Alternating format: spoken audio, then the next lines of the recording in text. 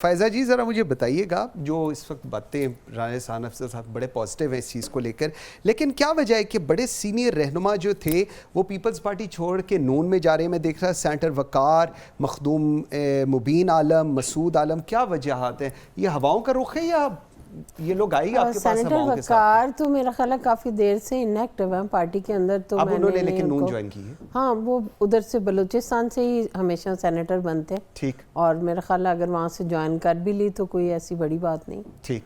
तो क्योंकि जो लोग इनएक्टिव हैं वो कितना रोल अदा कर लेंगे। हाँ। और फिर आगे सेनेट आने वाला है तो उनका ख्याल होगा शायद इस दफ़ा उनको उधर से टिकट मिल जाएगी, तो इसमें कोई इशू नहीं है। अच्छा। पीपल्स पार्टी को कभी भी कोई प्रॉब्लम नहीं होती, ना किसी के जाने से ना किसी के आने से। लेकिन ये इस वक्त इतना इख्तलाफ क्यों? इस वक्त क्या इलेक्शन की वजह से इख्तलाफ नहीं है? इसको पता नहीं आप लोग क्यों इख्तलाफ का रंग दे रहे हैं। मतलब या PMLN जो है। हाँ। नहीं, बात तो करनी है ना। हाँ। जब जलसे में आप जा रहे हैं तो आपने क्या बात करनी है? इश्यूज के ऊपर ही बात करनी है, जो प्रॉब्लम्स हैं उनको डिस्कस करना है। तो मेरा ख्याल है कि चेयरमैन जो है वो अगर उन्होंने बुजुर्ग सियासतदान कहा है तो बुजुर्ग सियासतदान उन्होंने पार्लियामेंट के अंदर खड़े होकर भी कहा था।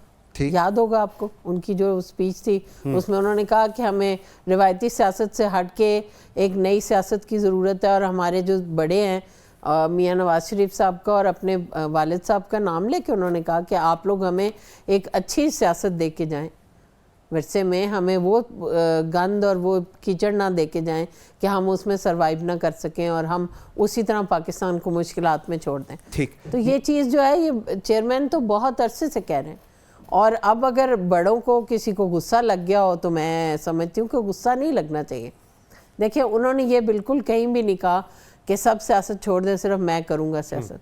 उन्होंने कहा है कि हमें मौका दें, नई सोच जब आगे आएगी। ये नहीं कह रहे कि वो आप लोग घर बैठ जाएँ। ज़ाहिर है सीनियर के साथ जब सीनियर अपनी राय देते हैं और बातचीत होती है, आपस में मशावरत के साथ बंदा चलता है, तो ज़्यादा चांसेस होते हैं सक्सेस के। मैं समझती हूँ कि पुराने और नए का जो इम्तजाज होता है वो ज़्यादा सॉलिड होता है। ठीक। लेकिन नए और पुराने की आपने बात की, मैं देख रहा था नाहिद खान, सफ्तर अब्बासी, एतजाज़ एहसन लतीफ़, खुसरा फरतुल्लाह बाबर, ये फिर क्यों डिस्कनेक्ट? इतना पार्टी फारे हो गए? वो तो बिल्कुल एक और चैप्टर है नाहिद खान सफ्तर अब्बासी वाला। हाँ जी, बिल्कुल। तो अब जो आप फरतुल्लाह बाबर का कह रहे हैं, उनकी कोई सेहत के हवाले से कोई इश्यूज़ हैं जिस पे उन्होंने कहा है कि मैं इतनी भाग दौड़ नहीं कर सकता।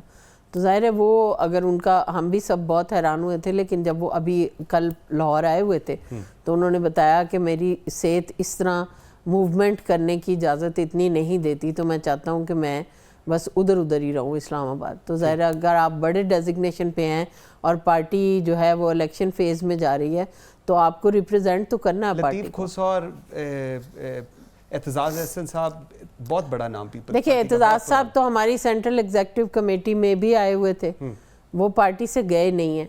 बाकी ज़ाहिर है वो बड़े वकील हैं, उन्होंने अपनी लाइन देखनी है, उन्होंने किस तरह काम करना है, लेकिन पार्टी छोड़ी नहीं। हाँ, खोसा साहब का भी बहुत, मेरे लिए तो ज़ाहिर है मैं एक पॉलिटिकल वर्कर हूँ और इतने साल जो बंदा पार्टी के साथ अटैच रहा हो, वो सिर्फ इख्तलाफात तो नहीं है उनके, जो जहाँ तक मुझे पता है कि कोई ऐसे इख्तलाफात नहीं थे कि जो वो क़यादत तक नहीं पहुँचा सकते। एतजाज़ साहब भी और खोसा साहब भी क़यादत के बहुत करीब हैं, हमेशा करीब रहे, हमसे ज़्यादा करीब रहे।